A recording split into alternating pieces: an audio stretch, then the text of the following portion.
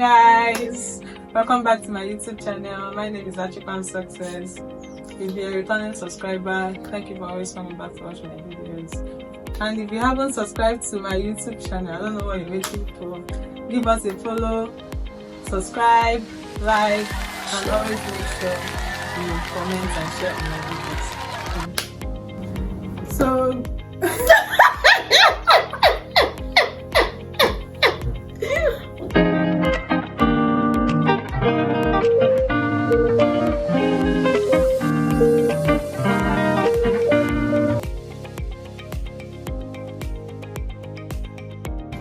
So guys, on our YouTube channel today, we have a special guest. I would want her to introduce herself. Well, I'm Doris Christian Shisu. Oh, sorry, I forgot. I'm a nurse by profession. Nice meeting you. Thank you. Welcome to our YouTube channel. So yeah guys, today we'll be having a random discussion. Okay. And well, it's be an interactive one, so stay tuned. We all know we are in the Gen Z period. So I will be asking her a few questions. Anyway, let's get started. So as a child, I believe you grew up with your parents, right? Yeah. Okay. What are those things you feel your parents did wrong? You know, why they were doing wrong? Okay. The aspect of training you guys, bringing you up in the way they feel right, but to you as an adult now, you feel it's actually wrong. Well, I'll talk about myself. Okay. My childhood was, God, like, I don't even know what to say about it. Especially for my sister. I won't even forget it. Like, I won't ever forget it. Hey, like, the way they see us children are like, they don't want us to corrupt easily, but the way they go through it is very, very wrong. If we can actually look at Westerners, like the way they treat their child, they can bring in their boyfriends in the house and their parents will be like, wow, yes, this is why I like. But here, So now, are you trying to say that it's actually right for a teenager to bring in their boyfriend to the house? it is not advisable, but to me, I don't see it as anything, because for you to bring someone home to show your parents, like, it might seem as a disrespect to them, but to you, like, it makes you feel like wanted. Like, I don't even know how to put it. You do things, you're giving them that respect to know your friends. Yeah. And when you bring them home, like, even to do something wrong, like, you won't even want to do it. But when they start thinking that you're doing all those things, like, you'll be scared, and at some point you might even go learn from the wrong people. Yeah. But bringing your friends home does not mean you're actually doing something with them. That would be the least of your problems. Like, you don't even want to hear that. And even if you're in that position at that time to do something like that, once you remember that this person knows your mommy, like, your mommy knows them, and how your mommy reacts to get such thing, like, you don't even feel like doing anything, that kind of thing. So I feel the way they go about it when we are children or at childhood is very, very wrong. Let me tell you a story. My sister, my eldest sister, she went as far as, I hope she doesn't see this video, but she went as far as always checking if I'm still a virgin. Like, wow. She opened my legs wide open. I swear, she will open my legs wide open. Always say what she's checking. I don't even know if she's a doctor. Like, how would she even dictate if I'm still a virgin or not? She sees my phone, like, severally. Once you told them that even like, at some point I got scared of telling them, see, I have a friend. Or even when I was old enough, at least 19 years, I was still scared. Because I didn't know how she would react over it. For her to be always monitoring me, seizing my phones, checking if I'm still a virgin, what more would come? Like, Okay, as a medical practitioner, those things your parents were doing back then, would you say they're actually guiding you on the right path? Or, when you become a mom someday, would you treat your kids that way? Or probably maybe you would do something different? Well, your first question was, did I think they were actually guiding me in the right path? No. Well, they were trying to guide me in the right path, but ended up on the wrong path. Then, if I'm to be a mom tomorrow, the thing I would do is to educate my children. That's number one. When you have a daughter and mother chat, Yeah. my dear, is the best of them all. Try to be a best friend to your daughter, and your daughter looking up to you as her role model. So once my daughter is of age, let's say about even from 6 years, I'll start lecturing her. But you know that mindset that our mothers use, don't allow a man to see your pants. I will never do that.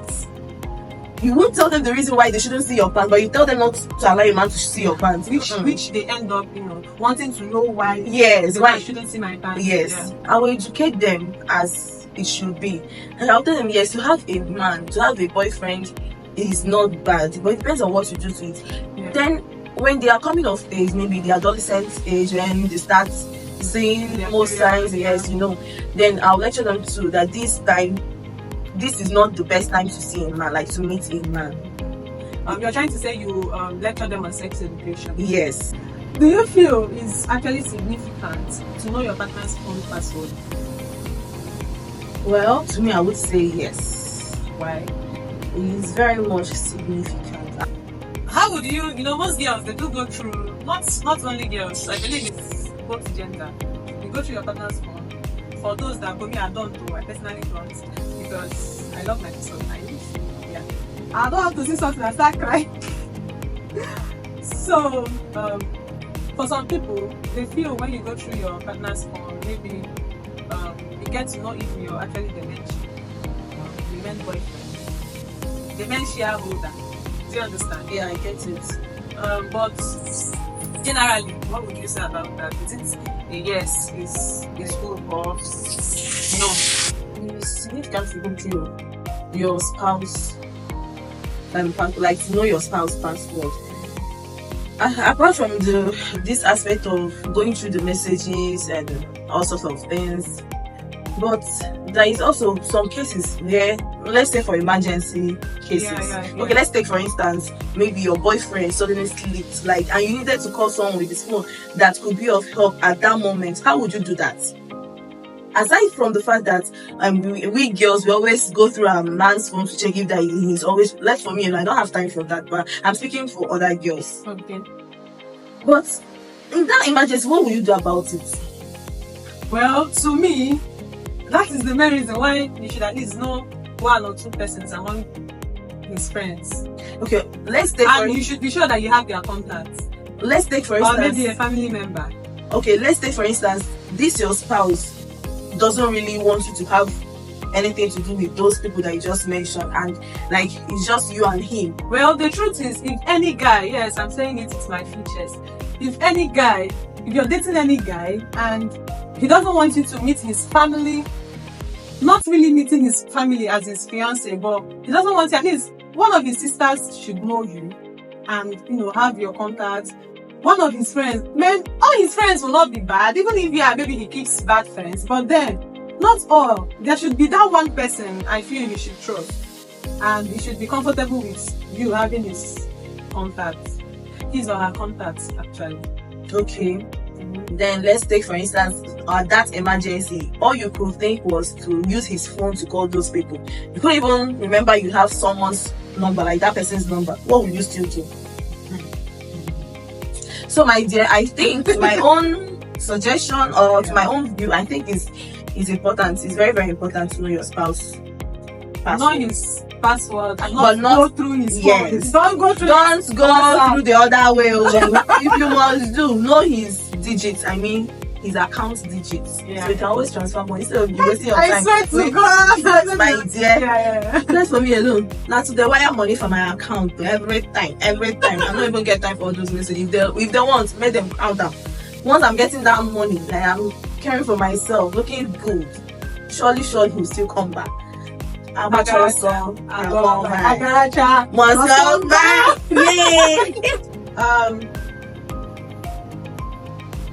Do you really believe in love at first sight? Love at first sight. Wow.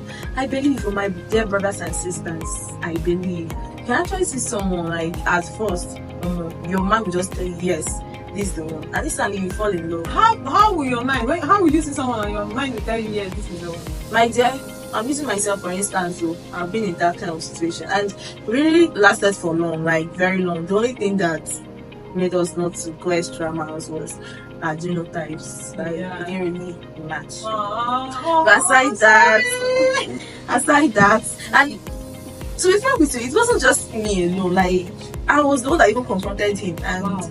he said yes, that he also felt something, like, and we just started. So I think that is really something like love at first sight. Okay, since you believe in love at first sight, do you think money is actually important in a relationship? Like, should money be a priority in a relationship? Money is really important in a relationship. Yes, priority. It should. A priority. It should be one of them. Money. Okay, let me ask you: would you, because of love, marry a man that has nothing? Like, even No, like I've been in a relationship where the guy doesn't, the finance was not there, but then and you really felt comfortable. yeah, I was because I don't know, but for me, if you see a guy that has dreams, Okay. you should know. Do you understand? Okay, what if you go for what if you decide to date someone that has money, and along the line the money, he has the financial breakdown? What will you do? You run away? My dear, money is important. You said something about a guy having dreams but no money. Yeah. But from my experiences, there are some guys that will always say, I want to do this, I want to do this, I want to do that, I want to do that, Like, you feel it's actually their dreams, but my dear, they're actually using that to distract you or some sort of that. But why is the money is really important? It's not a must that the guy must go over heels to please you, but at least there should be money, and most especially he should know when to bring out that thing, like that money. So they say brings love. on the money aspect, should it be one-sided?